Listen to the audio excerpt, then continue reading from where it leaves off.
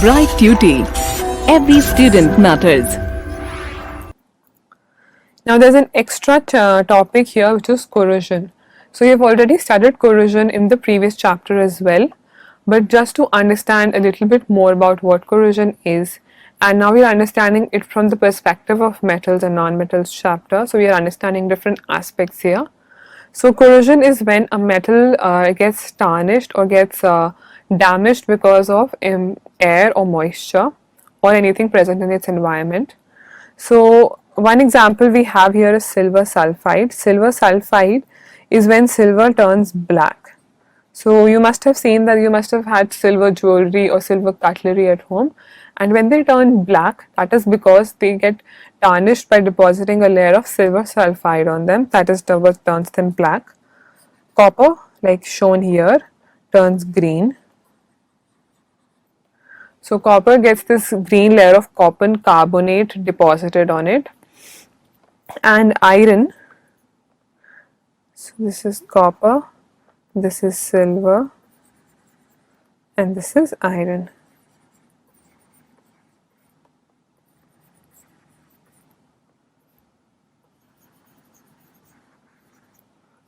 Right? Iron turns reddish brown.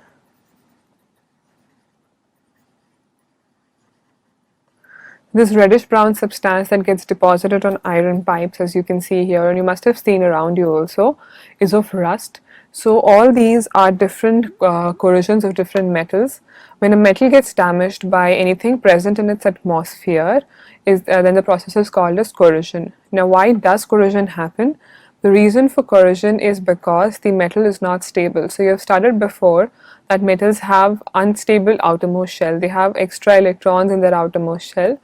And when oxygen, moisture, sulfur oxide, carbon dioxide, etc. present in the air react with this metal, they react to form this stable compound, and that is why they form this layer of carbonates, oxides or sulfides on the top.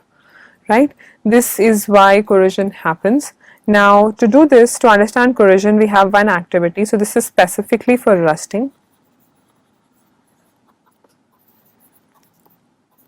You have studied the equation for rusting of iron in the previous chapter, but here we are understanding how this metal can be protected from rusting. So the first step here is that you take, there are three different cases that you are taking. So in the first test tube, I keep iron nails which are half dipped in water, so they have contact with both air and water.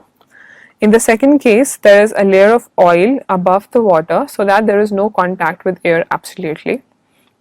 In the third case, there is anhydrous calcium chloride, which is a drying agent. So there is absolutely no contact with water and only air. Now we have three cases, one in which there is both oxygen, both air and water, one with just water and one with just air.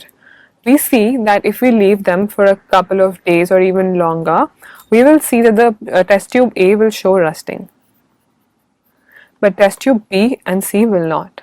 Why is that? Because for rusting to happen, it needs the presence of water as well as the presence of oxygen. So we need air and we need water to go through the process of rusting. Now this is the basic idea from which you will understand how we can prevent a metal from rusting or from corrosion for its respective kind. Now this experiment showed us that there are necessary conditions which will be required for rusting, and if here like we cut the supply of water or if here we cut the supply of air, rusting would not have happened.